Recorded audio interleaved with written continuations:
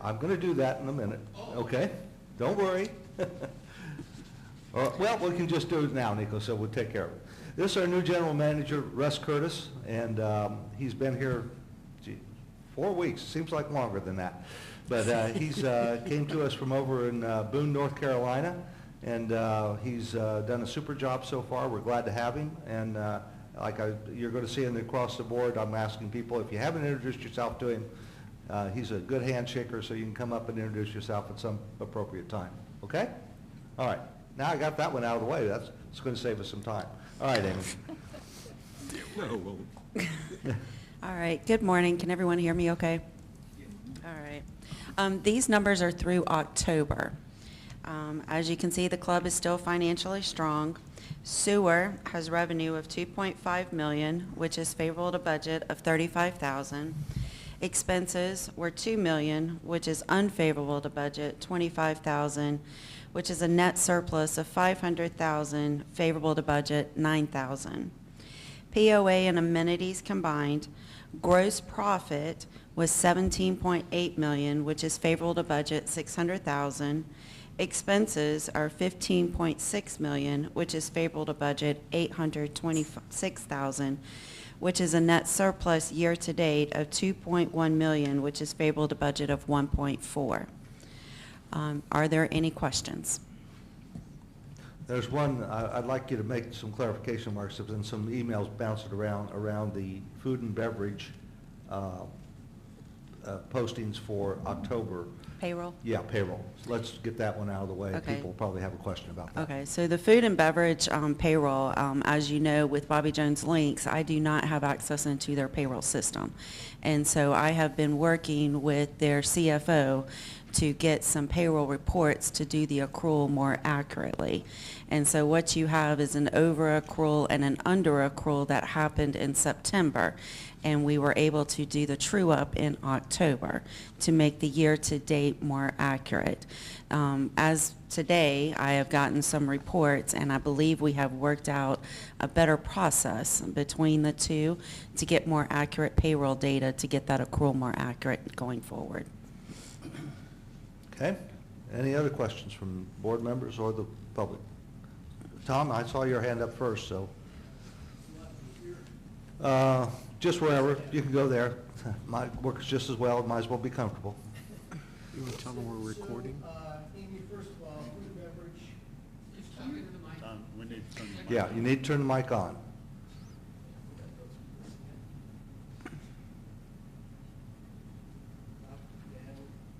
Towards you. Did that work? Yeah, that's better. Good. Okay, Amy, on food and beverage, just clarification. You mentioned in your notes there's a $291,000 variance versus budget. For clarification for me, is that $291,000 our money, or is that just a number? That is our money. Okay. If you recall, the agreement that we have with Bobby Jones is they just manage the business. Right. The revenue is our cash, and the expenses come out of our cash. So you're recording that on the financial statements, true what is our money? Correct. The food and beverage report It is just an estimate because you're doing this labor thing? Well, you know, we do accruals for everything.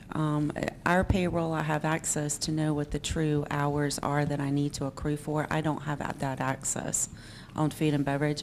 So we've been doing some estimates, and there's been some calculation differences on that, but I think we've got that worked out now to go forward. But the only thing that's really accrued on food and beverage is that payroll.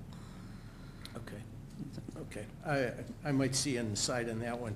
A couple of other questions real quick. You also mentioned in your comments that we had open positions and so forth. So about how many open positions have we had? I would have to get back to you on the, I don't have the HR report handy right now. I'll have to get back to you on that. You want open positions as of now?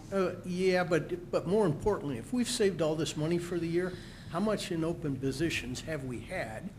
You know, I don't know if you track like months of full-time months, people months, so to speak, versus budgeted? That would give you an idea of how many In- open months that we've had. In payroll, now, the payroll number I'm getting ready to give you, Tom, includes benefits as well, okay? And so right now, we are favorable 500,000, and that is due to open positions. It's also due to when we budget for the benefits, some people may not have taken the full benefit that we budgeted for. Well, and it leads to the second part of this, which is if we have all these open positions, I'm curious, of those open positions, how many are we budgeting for in 2024? So in other words, we went X number of months in 2023 with open positions, and because we haven't filled them, and we're doing that same process again next year, carrying Well, those the positions. process is a little bit different, okay? Okay. And what I mean by that is, the board this time, we recognize that we have not done as good a job as we could with matching when open positions are and when we plan on filling them. So for 2024, what the board did was we took a look at all positions that are open and even new positions that were being justified. And we took a look at that from what is realistic that we might be able to get someone here. Now, it's not a perfect science. You know, if we get people here earlier or later, it just happens. But the fact is that we're looking at that more and more. We've got to get a little bit better at that because it does cause variances that they're usually to the good, but that doesn't mean that they're not there. That helps me because that's where I'm going with it, so thank you. Two other points, I like the financial report that you put in this month, and maybe I missed them in previous months, that listed the full POA amenities and some of the key expenses.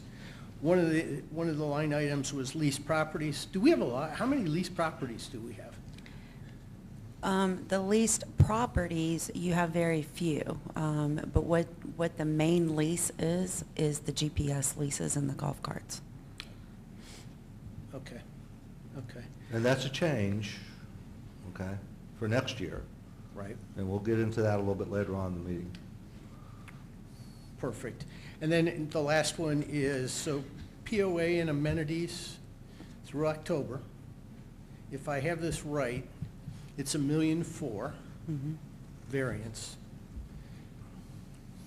In the budget, you forecasted to end the year at $556,000.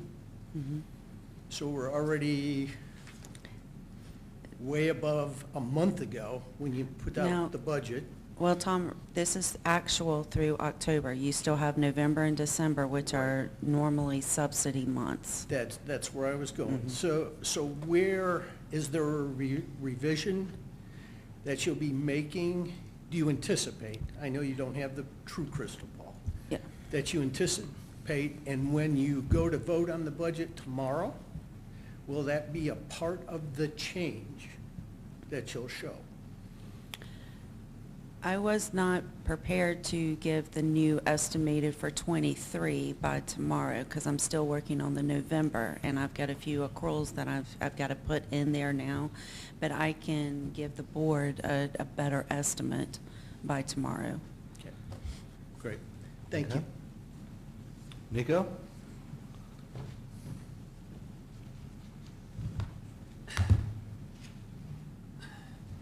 On your financial report, I asked a year or so ago, maybe longer, if you could put page numbers on. Is that possible? You could. It shouldn't be that difficult. I'm sorry, Nico, I totally forgot this month. Okay. I'm looking at page 5. It's the wastewater forecast. This is the first time I've seen it. You have commercial sewer fees, which I've heard of. I've never heard of this timeshare sewer fees. And of course, I'm familiar with the residential sewer fees. Could you give us a brief explanation of the commercial service fees in relation to the timeshare sewer fees, what they are? Okay, so the commercial sewer fee is we have a couple of businesses that are actually on our sewer network, and it's up and down the Peavine, up to a certain point on Peavine. those are in the commercial sewer billings that we do. The timeshare is actually for those timeshare units. So they actually pay a service fee, a sewer fee for those timeshare units. Could you give me a better breakdown on the timeshare sewer fees?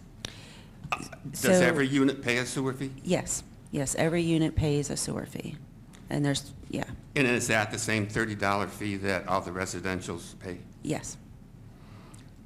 Is Wilshire Heights condominium unit charged for each of their units at $30, or do they pay a commercial fee? Each unit, I need to, if you, you have another question while I look this one up for you. Oh, same thing for Good Samaritan. Do Good they- Samaritan, I do know, each one of those units are charged individually for their sewer. Okay, so we're getting like 290, something like that, sewer fees from them? Yes. Okay.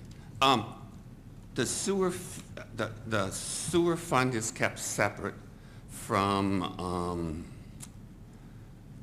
or accounting-wise, it's kept separate from the POA and the amenities and all that type of thing. Is that correct? That is Okay. correct. Do you charge, or does the community club charge any fees to the sewer department for administration or accounting or? We do. We have an administrative fee that POA charges the sewer department to compensate for the administrative services. And could you tell us what that fee is? $2.50 per unit. Okay. And where does that money go? Just goes into administration? It goes into the administrative budget, yes. Okay, is the same thing done for the golf courses and the tennis and the community center? Is there No, administrative fee? They are inside of the POA amenities financial statements. Mhm. And so if you look, the administrative budget will cover their administrative piece of that. It's Mhm. just sewer, since they are on a separate financial Mhm. book, that they are charged. There are, how many properties do we have outside of Fairfield Glade that we provide sewer, sanitation sewer to? Is it like 20 or 30 or? Because I know on the north side of Peavine, we have Food City and we have a Realtor and we have some other and, So you're asking how many homes we're charging sewer to, residential? No, he's No, asking he's asking commercial, for right? commercial. commercial. I'm curious about the commercials that are not within Fairfield Glade. I will need to get you that number. Okay, all right.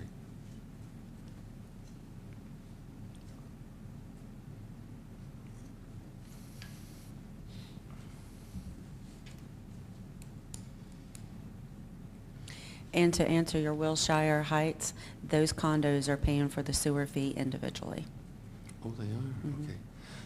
And again, we have 487, if I have the number right, timeshares? 489. Oh, 489, okay, thank you. And so each of those are paying $30 a month in sewer fees? Yes, sir. Okay, thank you very much. Any other questions? Hearing none, we'll stay with you, Amy, and the policies that are posted.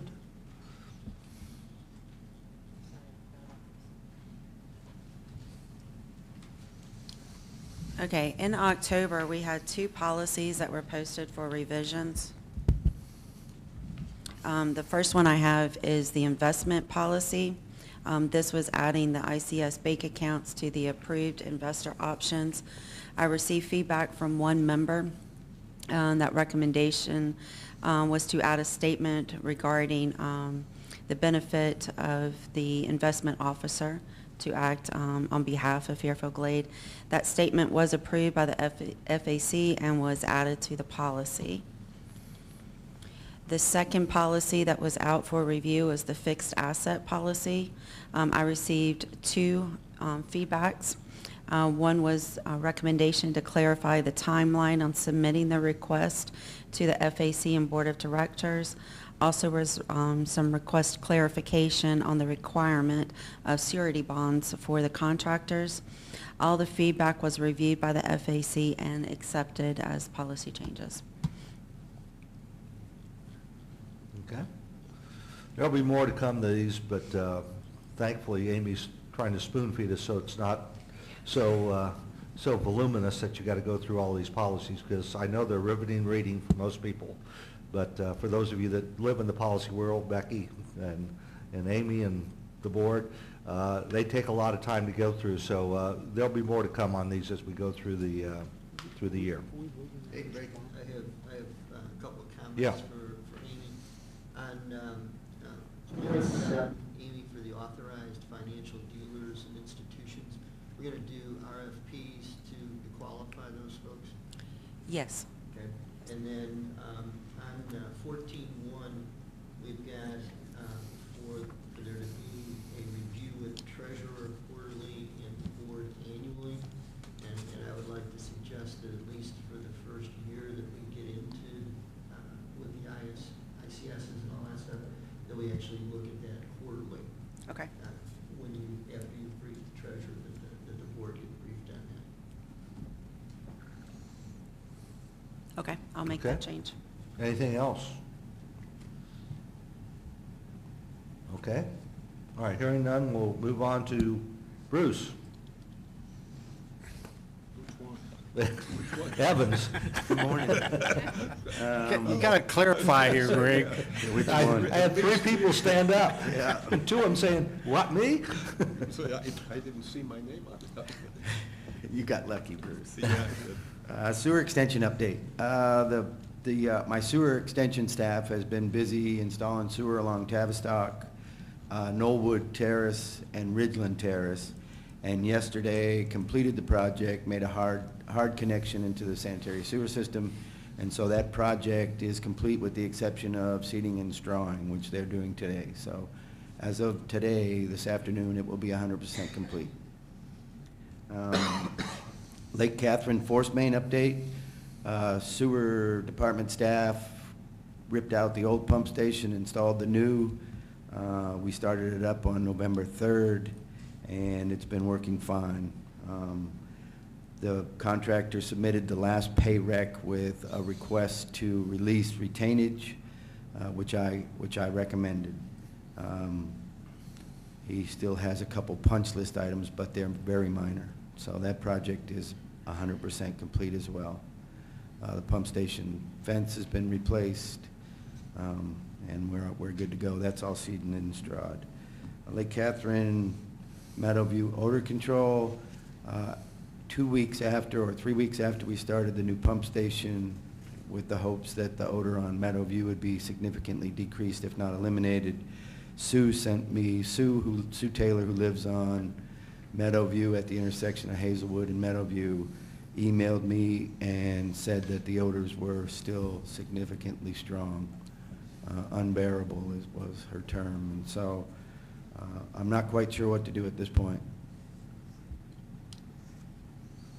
Okay. Any questions, comments? Go on. Yep. Please come on up here so we can get you, we're recording this, so we need to have you up here on a bike.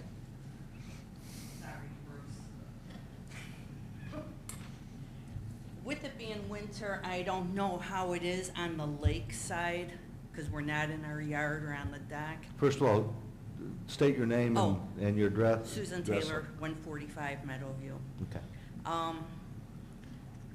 The smell in front of the house is significantly worse than it has ever been.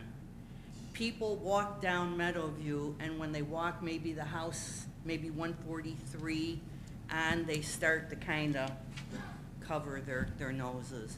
When I let my dog out at night, it's unbearable. I don't know what happened. I don't know if there's maybe a dead animal somewhere. I don't know what it is, but it's awful. When did this start? The really bad, well, it started, we moved in 8 No, years ago. I'm talking about, because It's been this is a going on different, for 8 this is years. a different issue than what you brought up before, the front of the Well, house. it's still a stench, pretty much since the new sewer went in. I waited a couple days before I emailed Bruce, because I thought, well, maybe it just has to go through the system, you know, flush out or something, no pun intended. But no, it's every single day. But like I say, I don't know how it is on the back. So I can tell you this, I send. Bruce, you got to come up here so people can hear.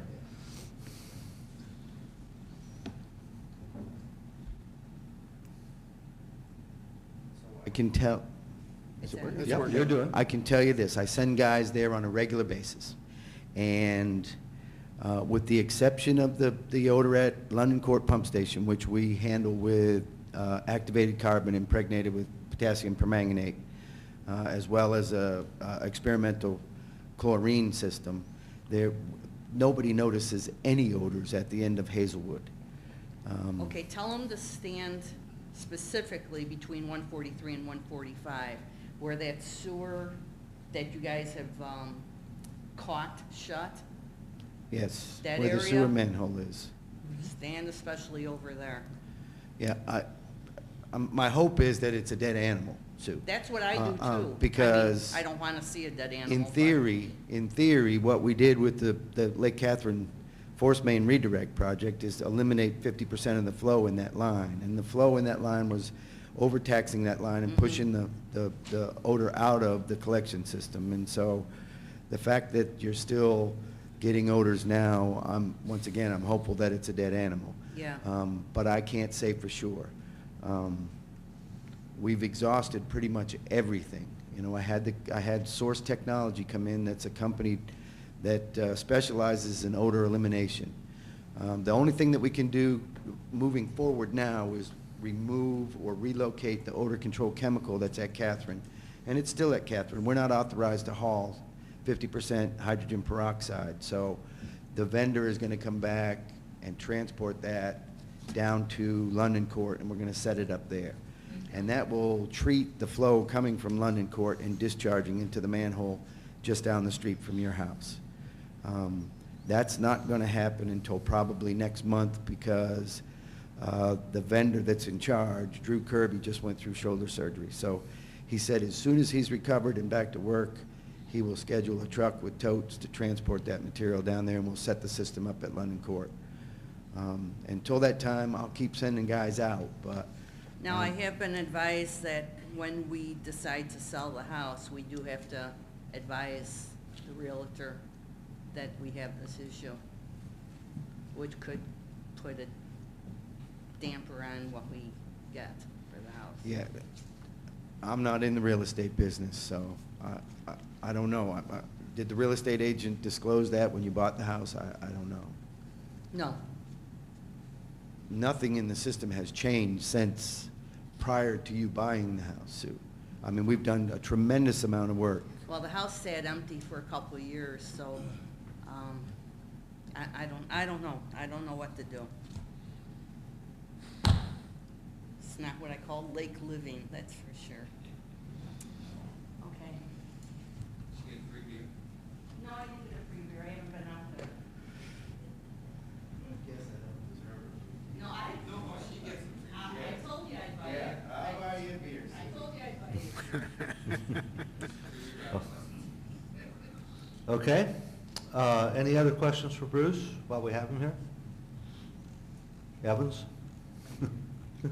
Okay, if not, then Sam? That's fine. If you find a dead animal, let me know. We'll take care of it. The Architectural Controls Report for November, which would include the October report as well, is as follows. Miscellaneous approvals through November 2023 is 1,863. Through the same time last year is 1,651. New homes approved through November of 2023 is 103, and the same time last year is 111. New homes completed through November of 2023 is 108, and through the same time last year is 107. Is there any questions? Thank you. All right. Interim general manager reports. I won't introduce Russ again. Good morning. How are y'all today? Just wanted to highlight a few areas that we've been. Yep, you're on. Okay, can you hear me? that we've been working on and a few activities that are coming up. On January 27th, there's going to be a Habitat for Humanity golf event. Jeff Houston and his team have been hosting this event for a number of years. It's for a great cause, so if you're in the area and would like to play, please encourage you to participate. On New Year's Eve, William and the Rackets team is going to host the tennis and pickleball event. That should be a fun event, so that's another opportunity for you to get involved.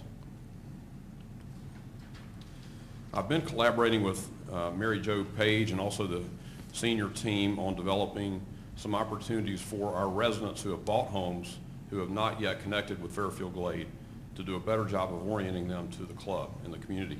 So we've got a couple of events scheduled in January and February for those residents who have not yet connected. So we will be sending out invitations soon. We'll be staggering those because we're trying to keep that to a manageable number, and then there can be some interaction between the senior team and those residents. So we think that'll be helpful. Also, I'm working with Amber Black, our Director of Human Resources, and we'll be meeting with the senior management team soon individually on their performance management goals for 2024. So that's going to be a process we're looking forward to. We're going to be establishing some goals collaboratively and also starting the process of succession planning. That's important so that there's a plan going forward for the people that are reporting to them for internal growth, and so they can continue to grow and hopefully go on to larger responsibilities in the future. There is one example recently that we had of some great teamwork that I wanted to highlight, and Mary Jo interacted with the gentleman who was here for a meeting who was a physician, and it just so happens her office is right beside the golf area, so this gentleman wanted to hit some balls. So there were some professionals in there. She introduced them. Jeff and his team met him. They arranged for him to go play Dorchester. He did, and now he wants to buy property here. So that was great collaboration, and I appreciate their efforts. So thank you so much. Any questions for us? All right. Jeff Houston, this is in keeping with our plan to highlight an SMT area once a month so that you can get a chance to hear where we're going with some of the areas and opportunities to ask some questions of the SMTs. We had Kate here last month, or I should say in October, and now we have Jeff here today for golf.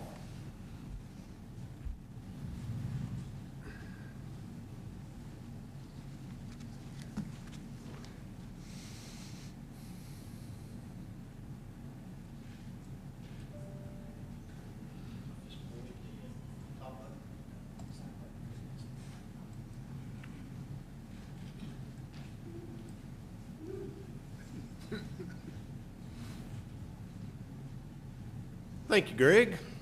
If anybody doesn't know me, my name is Jeff Houston. I'm the Director of Golf. I started at Fairfield Glade in 1991, and I was at Heatherhurst, Stonehenge, and then the Director of Golf since 2015. So I wanted to give an overview of some of the things that's going on, trends in golf, some things that our staff's doing, and then go over our project at Druid Hills. Be pretty quick. I think everything's moving pretty quick today since how I'm 30 minutes ahead of schedule. But we'll see if we can get you back on track and then answer some questions at the end. So the trends in golf right now, if anybody has seen or is a golfer, one of the new things that came out recently was the golf ball distance rollback that will start in 2028. That made a big uproar with people saying, hey, I don't hit it far enough as I would like to now. Why do you want me to hit it shorter? A lot of it comes from the top level of golf to where the tour hits it so far that the golf courses have become so long to have the tour events that they really wanted to roll that back to a distance that it wouldn't keep expanding. So how do you roll that back? You create a ball speed with a golf ball with a club head at 125 miles an hour, and that gets your distances for the golf balls. Starting in 2028, that club head speed will be 120 miles per hour. So for the top end golfers, we got a couple of guys on staff that swing it that hard. You're probably going to lose 10 yards or so.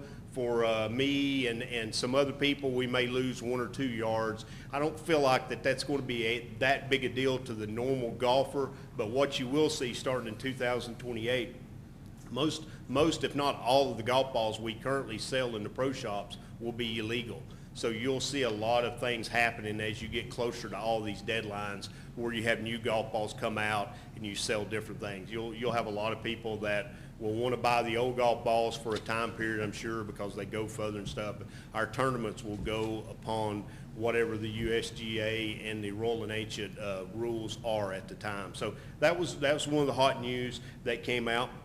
Something that is closer to home that we can all do is there's a World Golf handicap system. They've got some changes coming out in 2024, and one of them that I found interesting is that now instead of having 9-hole scores that are in your handicap to where you have to wait on another 9-hole score, they've made it now to where if you put your score in for 9 holes and you put it in hole by hole, it will calculate what you would have actually shot for 18 holes, and it'll go in as an 18-hole score.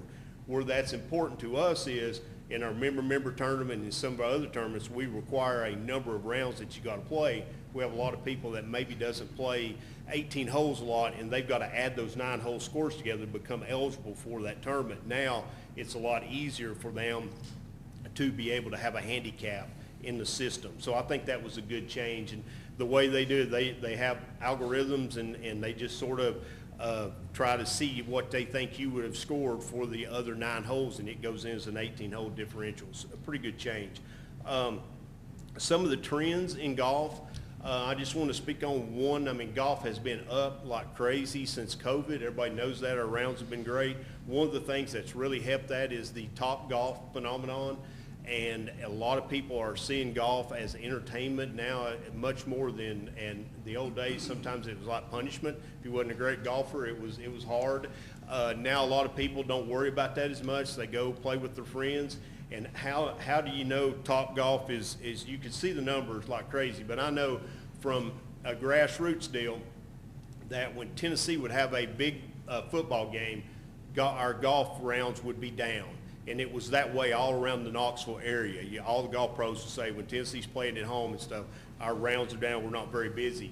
I went to the Georgia game, and when I came back from the Georgia game, driving down the interstate, you can see the Top Golf. It was packed with people.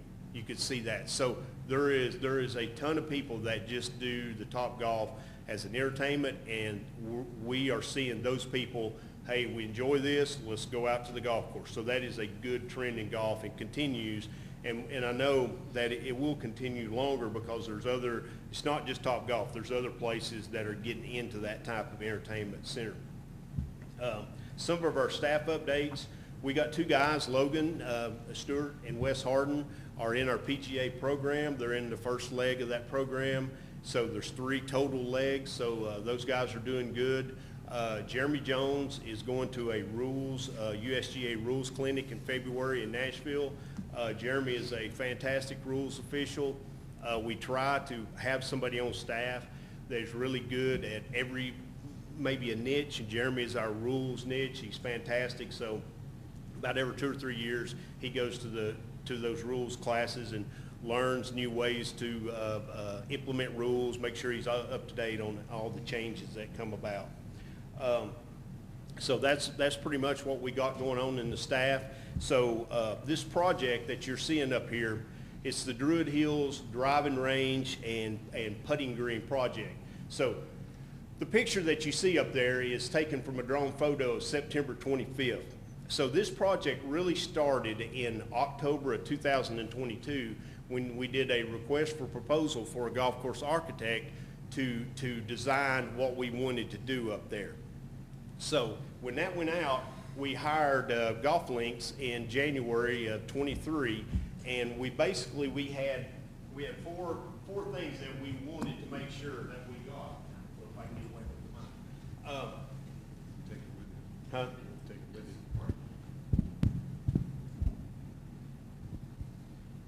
So we wanted to make, that's a lot better.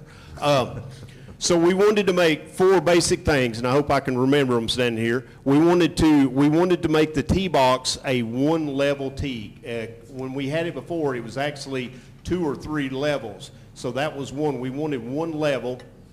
Number two, we wanted to enlarge this bunker and have a bunker area that we could hit. Number three, we wanted to have short target areas in front where we could practice our short game.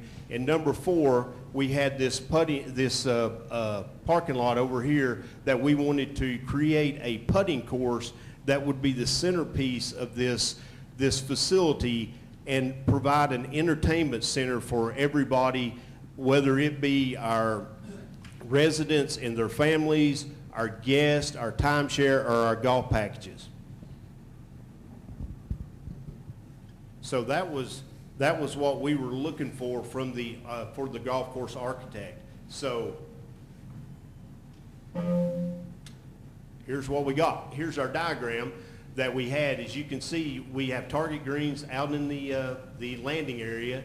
Short of those target greens, you can see we have some little bitty, we called those volcano target greens for our short game area. We got a mat across the back of the driving range, and to our left where we had the parking lot, if I can go back, there, save everything, you can see where the parking lot was unused because we just really, nobody parked there with Legends being closed. That's where we put in our entertainment putting area in that section. So work started on this project in really late, this is our September 25th photo before the work started. And as you can see, when we go through this, you can see quite a bit of work has been done in clearing out where this area looks a whole lot bigger than it did at that time. So this was our picture on December 10th. You can see the driving range tee box has sand leveled on it ready for the sod. The putting course has started with the gravels and the sand and starting to put the mix on top, preparing it for the seed that we're going to do. And so that's our last photo there. Had another photo taken Monday, but it didn't get on this presentation. So that's our project, and it's going along well. We should be, the next step, this morning they're putting the gravel on the back of the range for the mats area where they're pulling the concrete. Then irrigation will go into the putting course and the driving range, and then we'll be able to seed the area for the putting green. So I get to ask a lot, when will it be ready? A lot of it's weather dependent, how much work they get done. We will be hitting balls up there by the spring. I know that much. With the mats and everything, we'll be doing good there. The putting course, depending on how quickly the seed grows and everything, I would anticipate probably May, something like that, when we start mowing it and everything, when we could putt on that. We still have the other putting green that we can use, but we don't want to get on this putting course too soon or we're going to mess it up. The driving range tee box went from about 13,000 square feet to about 24,000 square feet, and that putting course is going to be about 23,000 square feet of putting. So a great entertainment value. We have, if you look on the top of where the parking area is, an interesting fact, these condos are the country club villas.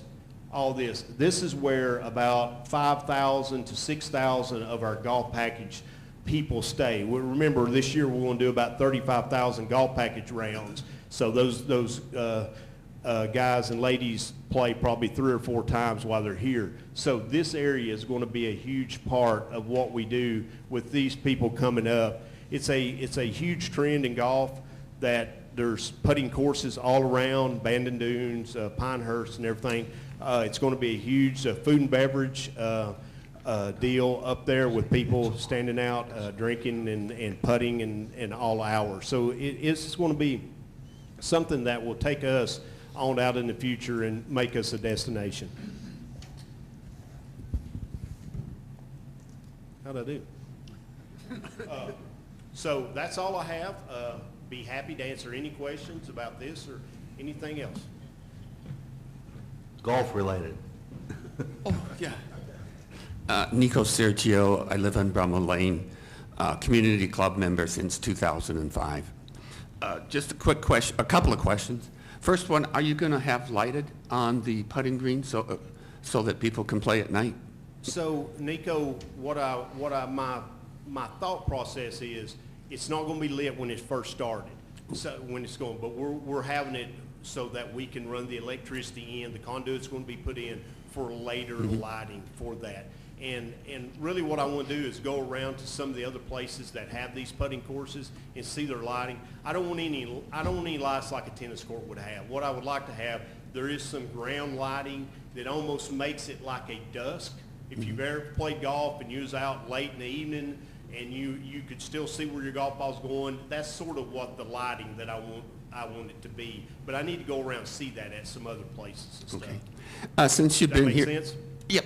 Since you've been here since 1991, I'd like you to clear up some rumors and stories that don't align. There was a golf course over by Ace Hardware, a par 3 golf course, and rumors have said that they offered it to sell it to the community club. Could you give us information? Did they offer it? Was it too high? Did people didn't like the par 3 course, or we just didn't want to make the investment, or do you know what happened? I'm trying to think of when those dates would have been where that par 3 course was in. I know Johnny Inman was one of the assistant pros at Dorchester, and he went over there. I'm gonna think that was in the 90s, maybe early 2000s. We came here in 2005, and it was I was told it was around 2003 to 2005. To my knowledge, I don't know. It was never. To my knowledge, it was never offered. That's to my knowledge. Okay. I don't know. So. The next question is there a possibility, I'm not good at golf course design or anything like that, but when I've golfed in particular on Dorchester, there seems to be a lot of land that's available there. Would it be possible to put some par 3, what would you call it, a par 3 course in between the the back 9 of the par 9, and it wouldn't have to be 9 holes, it could be 6 or 7, so that people like myself would enjoy just doing a par 3. Would that be a possibility on any of our courses? So I know of no land back there that's not owned by somebody. So I know at the end of the driving range, that driving range is pretty short. I went in and a long time ago took some drone photos of it and looked at the land, and it is owned privately to people that's right behind it. We could extend that driving range maybe 30 or 40 more yards, falls off very severe. But after that, there's roads cut in there, and it is all not developed, but it is all sold or something like that. I don't know of any place that you could put a short course, and I'll answer your question, that and build it in between the holes. There's a really big trend for, I won't say really big, but there is places that try to do 6-hole courses because the time factor is less and things like that, you know. But I don't know of any of our courses where we could actually create a, you know, it would be some sort of loop, you know, where you could play out and then come back and stuff like that. But we're looking at that stuff. I wasn't thinking of a par 3 course that was all connected in one spot, but it would be in between the holes, or in between where the cup is and the beginning of the next tee box or something like that. Like if you're playing hole number 12, you drive a pretty good ways to hole number 13. If you look to the left as they're building homes all down that way. So there's people own those, and that is a big building place that you go, and as you come up through there's roads that cut off that cart path. They may be not be developed yet, but I think people own that property. Okay. Yeah. All right. Thank you. You're welcome. Jeff, just a quick I wouldn't one. feel right, Tom. You didn't ask me a question. Jeff, just, there was discussion on Druid at one point that I heard anyway, about flipping the 9s. Is that still out there, or have you considered it just from how it would flow? I've considered it. Could you repeat his question? He didn't talk No, that's fine. Tom asked about, there was discussion out there about flipping the nines at Druid Hills. So what people want to do is to be able to sit out back somewhere and watch their buddies come up. So if you flip the nines at Druid Hills, that means number 18 is now number 9, where the projected of the clubhouse may sit down the road. It's going to sit closer to number 9 green. One of the things that we sent out in an RFP is we want to make the views to be this putting course and to be number 9 green. So if you turn that into number 18 green, what you have to do logistically is you're going to have to come off number 9, drive all the way back over there, go to the clubhouse and drive all the way back to number 10. So you're going to slow down your pace of play. We see that all the time with the break course, where you go from 9 going all the way up to 10 adds probably 15 minutes to your round. Pace of play is such a big deal. I don't like the logistics of somebody doing that. Because what you're going to end up having to do, if you go from the current number 9 to current number 10, you come straight through the clubhouse area, you're in your line and you go on. The worst thing that can happen during your day of play is somebody gets in front of somebody else. Let's say your guys, let's say the next group that's behind them says, hey, I don't want to play behind them anymore. Let's just go to 10, and we get in front of them. Then we got a mess that we've created that we got to fix. So that's the thing. I think we're going to have great views there of number 9, but I think it's going to be number 9. So you're welcome. Any other questions? Thank you, Jeff. You're welcome. You stay here. Yeah, that's right. You're up next with a PR. So I am here to present the PR for the equipment for $250,000 for the golf course equipment. This is the blanket PR that we use to buy used equipment and things. We do have a sprayer that is already on order.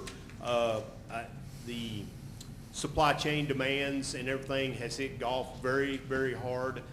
You can't get a piece of equipment inside a year. We've had a sprayer on order at Heatherhurst since April of last year and still have not seen it. So these things, this is great for us, because if we can find something used, then we can purchase it and have it in use. New equipment is just so difficult to find. So I'm requesting $250,000 next year for equipment for the golf courses. Any questions? Jeff, just for clarity, as I read through the PR, you're also requesting that we carry over some money from previous years. Yes. Are those dollars that we've committed by purchase order? Yes. Okay. Any other questions? I'm Ellie Kellerman, 62 Broomer Lane. I want to just, okay, talking about. We have Might the, want to move it down a little bit so your mouth is a little bit closer there. we have like preferred members, guests, golf packages, timeshares.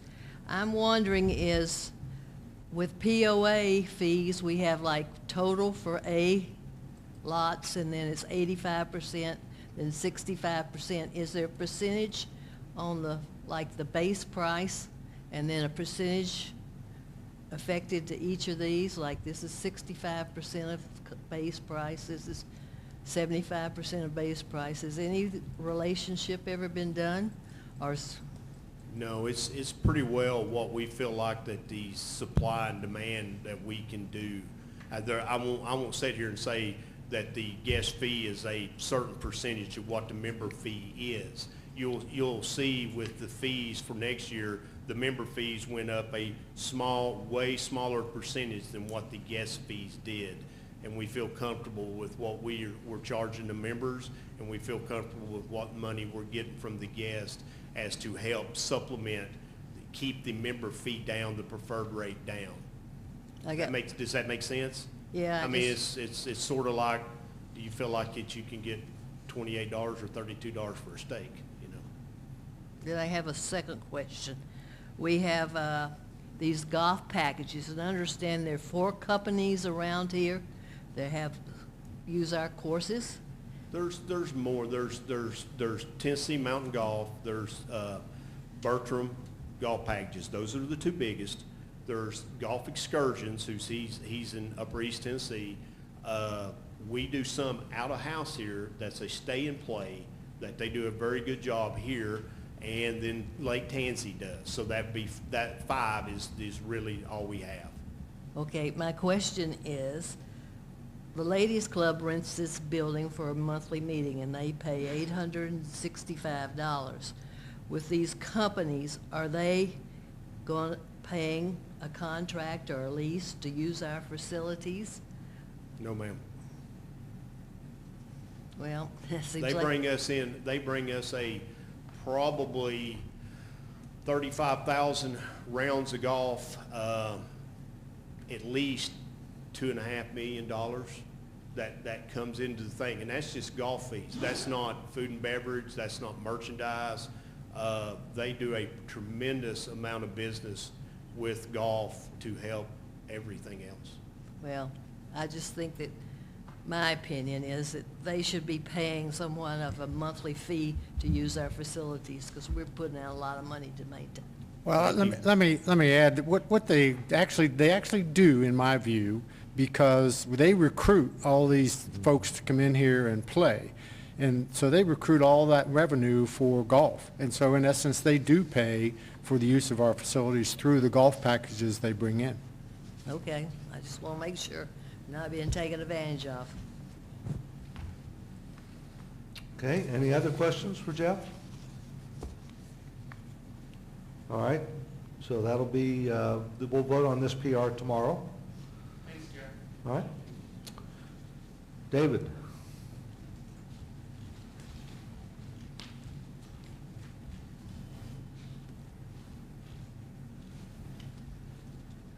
Well, since we've been talking about golf, I'm going to continue that. But I'm going to talk about the next steps, or one of the next steps. So I'm presenting on behalf of the Major Capital Projects Committee.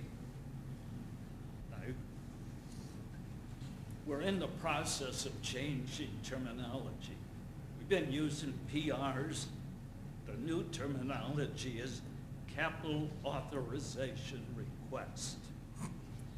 So I'm here to present a CAR for $60,000 to hire a golf course, or I'm sorry, a clubhouse architect to design,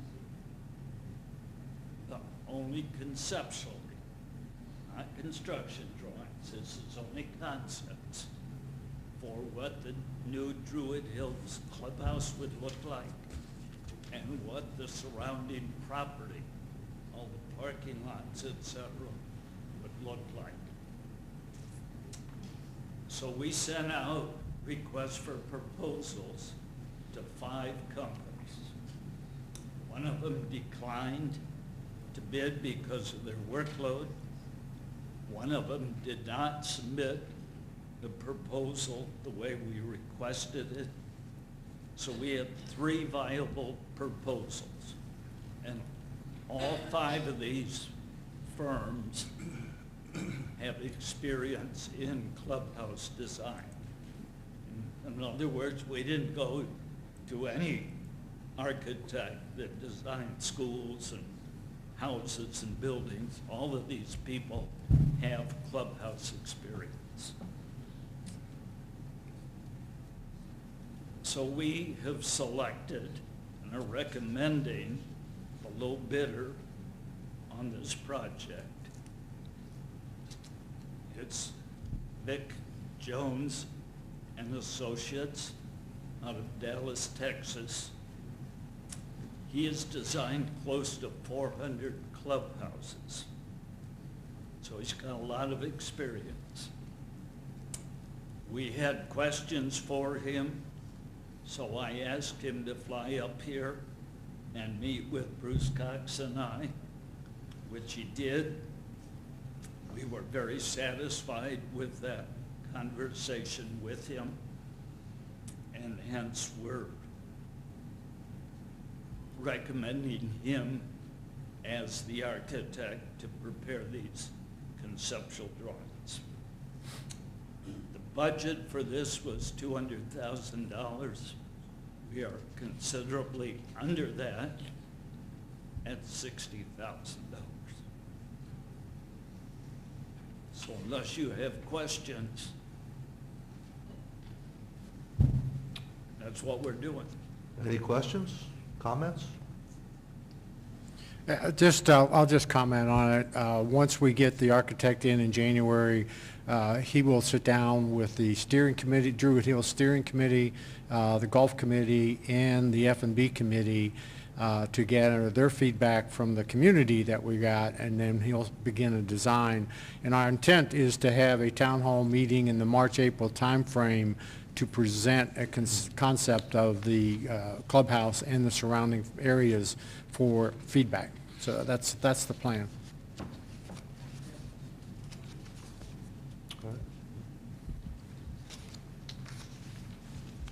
Carrie Trees, Chestnut Ridge Lane. So you want 60,000 for a conceptual architectural design. Once that's approved, how does that segue and dollar segue into an actual architectural design? Where does the budget stop on this? Because we've had multiple expenses going out for surveys into the community, that's all on us. So does this firm then take that architectural concept and segue that into practical architectural design? Or is that another huge expense to have yet another firm come in and do those physical plans? Dave, let me grab that one. This $200,000 that Dave referenced, we're using the $60,000 to come up with this concept. Once we get acceptance of that concept, then we will ask for money to continue towards building the clubhouse, which will be a chunk of change, which we'll have to talk about in public. But the same architect will continue to make the drawings for construction. Okay, thank you. So when we, just to further what Bruce said, when we put this out for proposals, we had all of the firms quote the whole project, from start of concept through construction services. And so Vic Jones is still the low bidder on the whole package, not just on the concepts. Yeah, I would add in the documentation on the PR, there's a chart in there of all the 4 bidders that we received bids from, and it's broken out into the individual pieces. So again, we take a piece at a time, because as you build, and then the architect may say, well, what I estimated there may be wrong, right, or whatever. So we do this a chunk at a time so that we know that we're getting the best value and we're getting the product that we want. Okay? But the totals are in there, what the estimate is right now for the whole thing. Could you tell us what they said? I'm sorry, what? Is that in the accounting information? No. No, but it is in the PR. It's a separate authorization request, Nico. It's not in the accounting, no, it's not in that information. Because we're not asking to expend those funds yet, okay? And we won't know for sure what those are until we get through the first phase. Okay? Any other questions? Bruce Evans. Thank you. I'm presenting CAR now for design and engineering and permitting for a short sewer extension along Malvern Road to High School Court. One of the local contractors has signed contracts with 2 new homeowners that own lots on High School Court where there is currently no sewer. The homeowners have purchased 2 lots. In the event that sewer is not extended, they have an area to put in septic, but they've requested that sewer be extended. And of course, this would be on their dime. So the PR is for $4,500 for McGill Engineering out of Knoxville. Well within the 2023 budget, and construction cost will still be well within the 2023 budget. So it should not take us long once we get the design and permitting from TDEC. Any questions, comments? Okay. So this right. is another PR that'll be voted on tomorrow, okay? Thank you. So now we move into major capital projects. Bruce, you've got several of them here to talk about. Yeah, hang on, get my notes. Talk about Druid a little bit. Jeff covered a lot of it about the putting course and the driving range and where we are with that. Dave mentioned the architect engineer that we're trying to get in for the clubhouse. Friday, we'll have a steering committee meeting, and we have gotten bids back on the construction of the performance center, and the steering committee will look at those bids and make a recommendation in January to the board on which company we are going to propose to build the performance center. So that's kind of the Druid project in a nutshell. So there's three pieces of the Druid project. There's the putting course, the driving range, there's the performance center, and then there's the clubhouse and all the surrounding areas. And so that's kind of where we are on all those. So if anybody's got any questions about that, I'll try to clarify that. But I want to add on to, Nico, this may get a little bit closer to your question, okay? When we first sat down and looked at this in 2021, so this has been going on for a while, one of the initial thoughts that we had was that we might put about what we would call maybe 3 practice holes in, which is the kind of thing you're talking about. The fact is that when we got the land use study that we had done back in 2021, what came back is you're taking all your area up that you're going to need for parking. So that's why we wound up with the design and the land use that we did for not really putting that kind of practice hole in. Now, to extend that, if you go around through the community and take a look at some of the big maps you'll find, especially if you go over to Sam's office, as I did one day and looked through his maps, but he's got a big one up on his wall, so there'll probably be a line now, Sam, wanting to look at your map. But you'll look at that Dorchester area, and what you'll see and is a lot of lots that have not been developed. So what looks like a lot of room and a lot of space really is parceled out lots that people own, in many cases, but not have been developed on. And some of that's because we don't have roads and sewer and all that down there. Other parts of it is that we just haven't seen the growth down there. Now you're starting to see some of that as some developers are going down there and builders are actually doing some things there. But over time, that's going to fill up. So what looks like a lot of space really doesn't exist.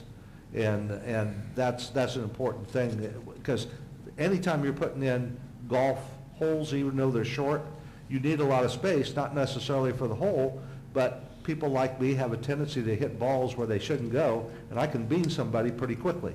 So we have to take into account a lot more space than what people normally think about when we talk about what we're going to do with golf. Okay? Bruce, you're on. you done? I'm done. Okay. 4. Robin Hood Park, we've talked before about, we started out looking at putting in 4 bocce courts.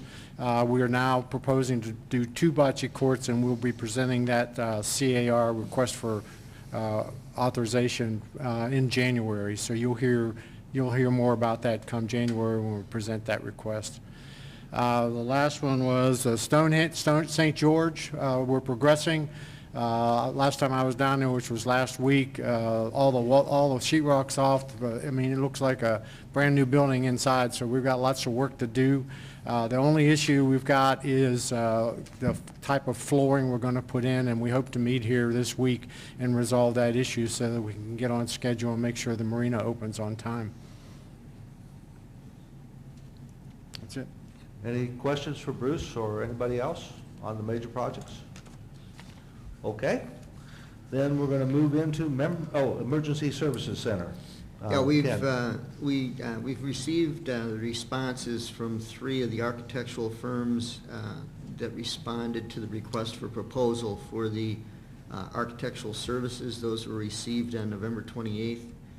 The responses to the RFP were reviewed by members of the Major Capital Projects Committee, and a recommendation was presented to the representatives of the Community Club Board, Fire Department, and the Fire Department Board on December 4th. The group has recommended that we go with AEI of Cookeville to be approved to conduct the architectural design and engineering work for the project. We'll have a CAR will be presented to the board for their consideration in January. And then the architectural design work will reflect the initial building requirements, and the architect will create the planning documents to determine the actual size of the proposed building and an estimated cost of the project. And then once we have that final design of the building, we'll be able to finalize the location for the new emergency services complex. Any questions? Nico?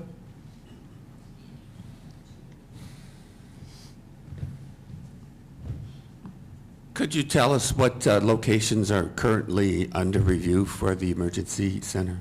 I'd really rather wait until we know exactly what we're going to deal with. Could you tell me how many acres you need? Do you have that yet? I don't have an acreage Okay. number yet. Thank you. Any other questions? Okay. We move into member comments. Any members want to speak?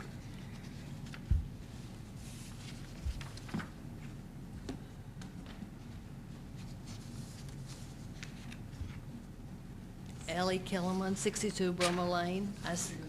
Talking to them. Ellie Kellerman, 62 Brummer Lane. The county recently sold 5 lots for $420.60 plus the $45 for advertising. We started a new initiative this year in '23 where we're going to have 50 lots sold by the community club and 50 were going to be sold by Glade Realty. So I'd like to get a status of how that's going. Well, before we get to the status, let's be sure that we understand what we really are doing with that. What we're trying to find out, and the whole purpose of this thing was to try to find out, by listing those lots on multiple listing service, would we get a better hit in terms of people wanting to buy the lots? There is nothing in the agreement that says Glade Realty is selling those lots. Oh. The agreement that was with Glade Realty is that they would list the lots, not sell them, because Okay. any realtor can sell them once they're on MLS. Or, people can look at them and contact a realtor to be sold. So Glade Realty is not a part of selling 50 lots. And what we've done is as we sell lots, although we're getting close here to the end, we will list other lots to get up to the 50, because we're trying to find out, are we getting more success from our own website or more success on MLS, okay? So with that in mind, I think, Amy, you've got the numbers on that.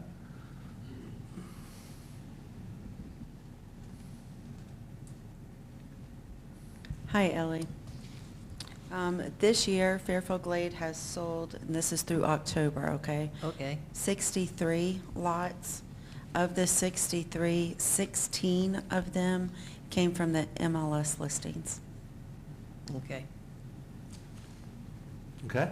Okay. All right. Any other comments?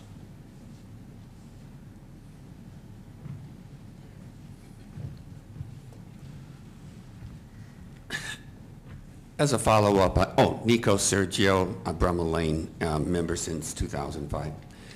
As a follow-up to Ellie's question, prior to 2019 or something like that, the sewer availability fee was paid when you asked for a building permit. And then it was changed so that once the sewer line was put in, you had to pay right now it's around $2,100 to $2,300. So on these lots that were sold, at the time that this was announced in April, I asked about the sewer availability fee, if it would be paid at the time the lot was sold.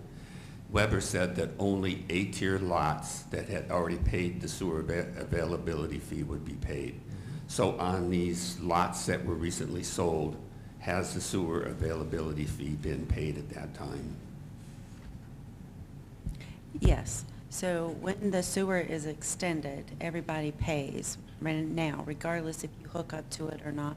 And the Fairfield lots are included in that as well. So all of those lots, it's built into the selling price. If they're in the process of getting sewer extension, I go ahead and add the sewer availability fee to the purchase price on that. So every single one of these A-tiered lots that have sewer have paid that fee. And so not all of them were A-tier lots that were sold? No, no. Okay, so if they were C, then they did, they There's may no or may not have yeah, paid it, out if of they this. didn't have the sewer available. Yeah, they wouldn't have had sewer. So Right. out of the 63, only 42 of them were A tiers. Okay. Now for my question. It came to my attention when I did some research recently about the lakes. I found out that Lake Malvern is not owned by the community club.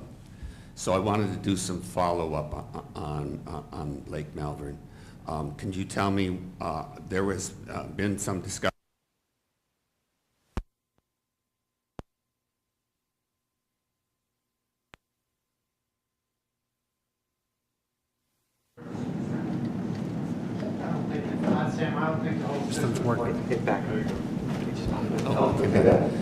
so I wanted to do some follow-up because I was told that we are in contact with Wyndham continuously. Now, they've owned the lake, according to the property record, since 2006. I don't have any information before that.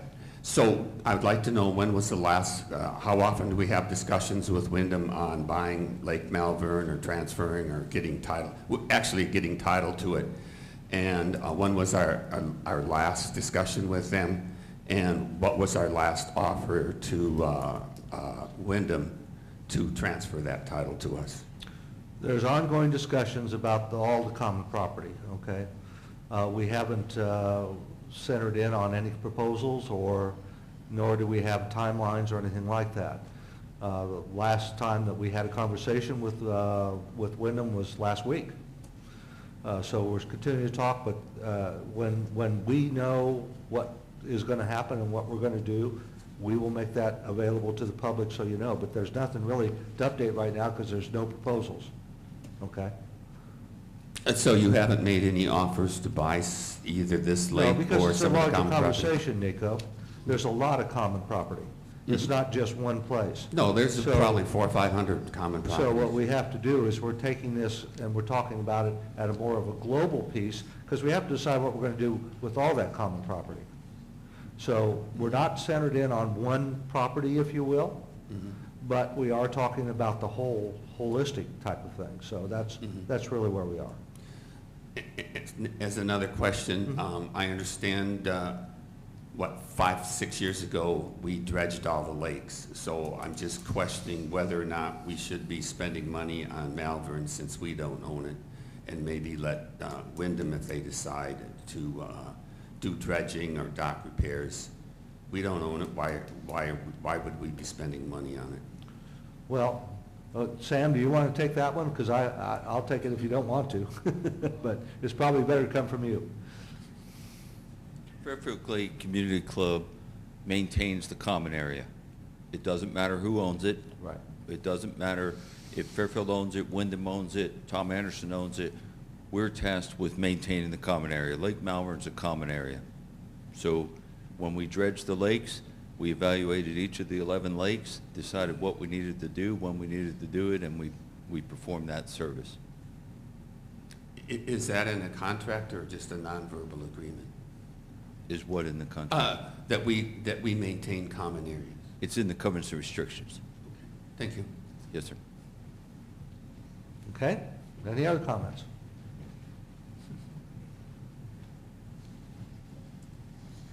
Tom Ratcliffe. I have, that I'd like to submit to the board, a recommendation in terms of, it's not in total, but just as you're considering the funding of the facility reserve, I've got a proposal that I'd like you to take and at least consider. You know, the premise of it really is, you guys have to decide how it's gonna be funded, what levels. We don't know any of that stuff. The second part is, you're gonna have to deal with shortfalls and so forth of funding shortfalls. I get that piece, and it could include changes in the bylaws, I'm assuming.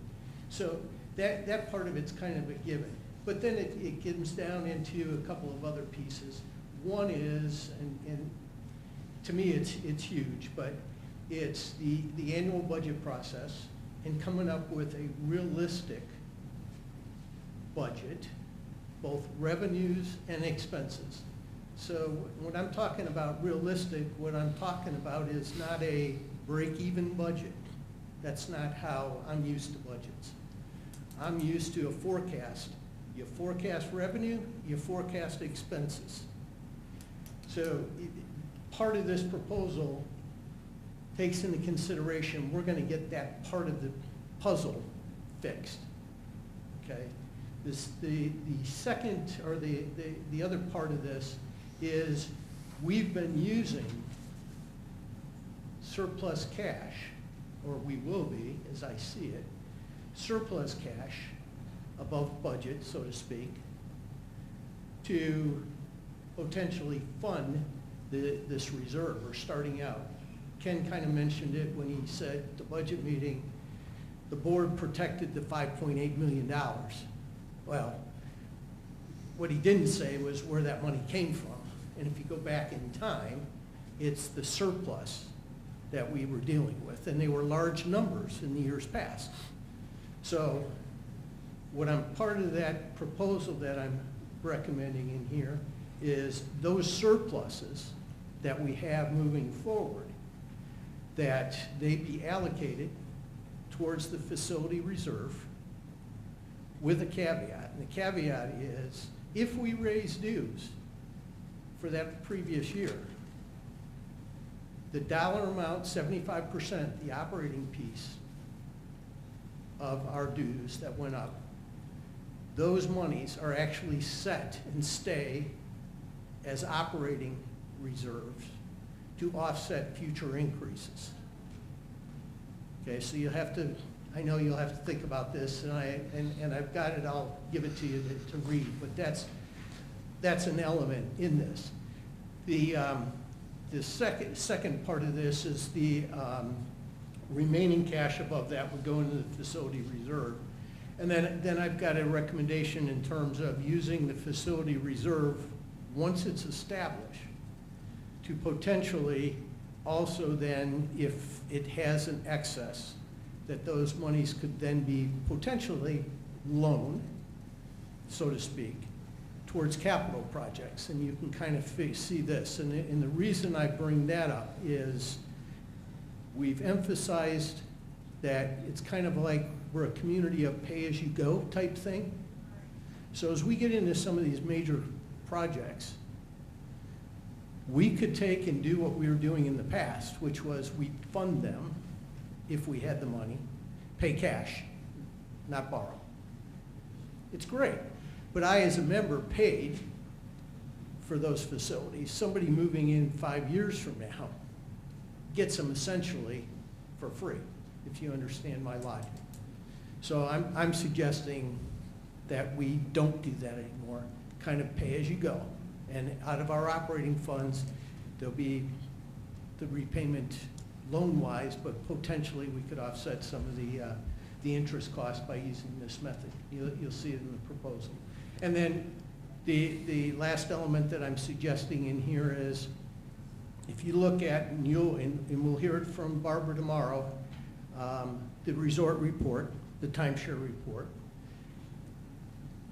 My suggestion there is we could put on the timeshare a $5 facility usage fee and generate, in my opinion, conservatively over $300,000.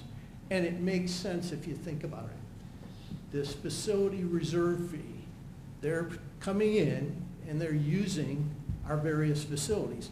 Not all of them are they paying for. So it would be a very logical fee to take and put on there, and that would be a suggestion that I'd have in here.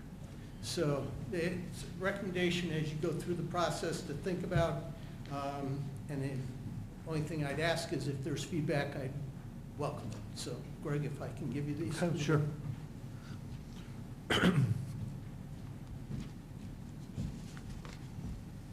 Thank you. You're welcome. Any questions or other comments from anyone?